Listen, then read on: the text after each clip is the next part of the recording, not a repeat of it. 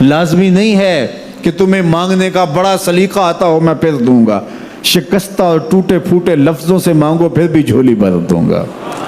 وہ کریم ہے، اس سے مانگو تو صحیح، ہاتھ تو پھیلاؤ، جس زبان میں مانگنا آتا ہے مانگو، عربی میں مانگو، ہندی میں مانگو، سندھی میں مانگو، پنجابی میں مانگو، نظم میں مانگو، نثر میں مانگو، اقبال کے لہجے میں مانگو، رومی کی طرز پہ مانگو، سعدی کے انداز میں مانگو۔ نہیں مانگنا آتا خالی ہاتھ پھیلا دو، وہ بند لبوں کی بولیاں بھی سنتا ہے۔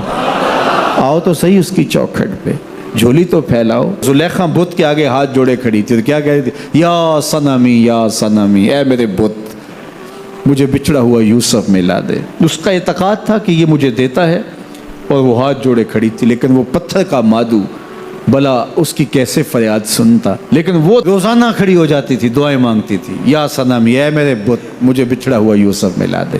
زندگی گزرتی گئی، لیل و نہار کروٹیں کھاتے گئے، عمر ڈھلنے لگی، چہرے پہ جھریاں ابھرنے لگی۔ وہ روزانہ سر شام ہاتھ جوڑتی اور بیٹھ جاتی، لیکن کوئی جواب نہ آتا۔ ایک دن رات کا پچھلا پہر تھا، یا صنمی کا وظیفہ چل رہا تھا، نیند کا جھٹکا آیا، زباں بل کھا گیا، کہا یا سمادی۔ آواز آئی، جبریل جا یوسف کے گھوڑے کا رخ موڑ دے، بچھڑی ہوئی کو یوسف ملا دے۔ مالک اس نے تجھے تو نہیں پکارا، یہ تو بت کو پکار رہی ہے۔ وہ تو زباں بل کھا گئی اور یا صنمی کے بجائے یا سمادی کے لفظ آگے، کہا جانتا ہوں، لیکن اتنا عرصہ ہوا بت کو پکارتے ہوئے اس نے کوئی جواب نہیں دیا۔ آج اس کے لبوں پہ میرا نام تو آیا ہے، جیسے بھی آیا ہے، اگر میں نے بھی نہ دیا میرے اور بت میں فرق کیا ہوا؟ جا بچھڑی کو یوسف ملا دے۔ کوئی مانگے تو صحیح، کوئی ہاتھ تو پھیلائے۔ ہم تو مائل بکرم ہیں، کوئی سائل ہی نہیں، ہم تو مائل بکرم ہیں، کوئی سائل ہی نہیں، راہ دکھلائیں کسے راہ رب منزل ہی نہیں، جلوائے طور تو موجود ہے، کوئی موسیٰ ہی نہیں۔ کوئی ہاتھ تو پھیلائے، کوئی جھولی تو پھیلائے، کوئی مانگے تو صحیح۔ دنیا والوں سے مانگیں تو ناراض ہوتے ہیں، اللہ سے نہ مانگیں تو ناراض ہوتے ہیں۔ دنیا والوں سے مانگنا ہو تو وقت دیکھنا پڑتا ہے۔ اب تو صاحب سو رہے ہوں گے، اب تو ناشتے کا وقت ہے، اب تو دفتر کی مصروفیت کا وقت ہے، فراغت کے لمحے ہوں گے تو بات کریں گے۔ تو کسی دنیا دار سے بات کرنا ہوتا ہے تو وقت دیکھنا پڑتا ہے، لیکن رب سے جب مرضی بات کرو در رحمت کھلا ہوا پاؤ گے۔ لا تاخذہ سنۃ ولا نوم، نیند کیا اسے اونگ بھی نہیں آتی۔ جب بھی مانگو گے دست کرم کشادہ پاؤ گے۔ جب بندے اس کے سامنے ہاتھ پھیلا کے مانگتے ہیں، اللہ فرماتا ہے مجھے شرم آتی ہے، ان کے اٹھے ہوئے ہاتھ خالی کیسے موڑ دوں۔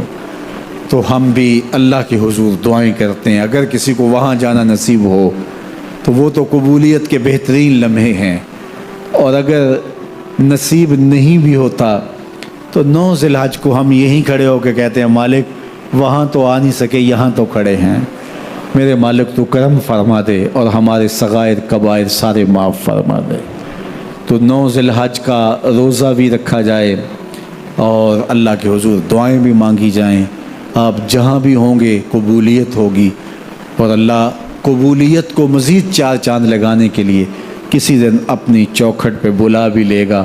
وہ کیا کسی نے کہا تھا کہ کام آخر جذبہ بے اختیار آ ہی گیا، کام آخر جذبہ بے اختیار آ ہی گیا، دل کچھ ہی صورت سے تڑپا ان کو پیار آ ہی گیا۔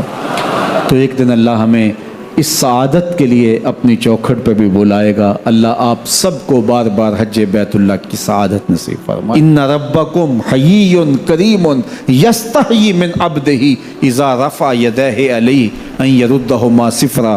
تمہارا رب حیا کرنے والا سخی زندہ اور کریم ہے، بندے جب اس کے سامنے ہاتھ پھیلا کے دعا مانگتے ہیں اللہ فرماتا ہے مجھے شرم آتی ہے ان کے اٹھے ہوئے ہاتھ خالی کیسے موڑ دوں۔ جب انہوں نے مجھ سے مانگا ہے میں نے بھی نہ دیا تو کس در پہ جائیں گے؟ تو پھر جب مجھ سے مانگا ہے تو میں کیوں نہیں دوں گا، ان کی جھولیاں کیوں نہیں بھروں گا؟ وہ تو کہتا ہے مجھ سے مانگو۔ اللہ اکبر۔ دنیا داروں سے مانگے تو ناراض ہوتے ہیں، اللہ سے نہ مانگے تو ناراض ہوتا ہے۔ وہ کہتا ہے سوالی بن کے میری چوکھٹ پہ، مجھے اچھا لگتا ہے کہ تم مجھ سے مانگو اور تم جھولیاں پھیلاؤ، اور نہ میں صرف تمہاری ضرورت کو پورا کروں گا بلکہ اپنی جناب سے تمہیں مزید رحمتوں سے بھی نوازوں گا۔ تمہارے اٹھے ہوئے ہاتھوں کی میں لاج رکھوں گا، تم طلب تو کر کے دیکھو۔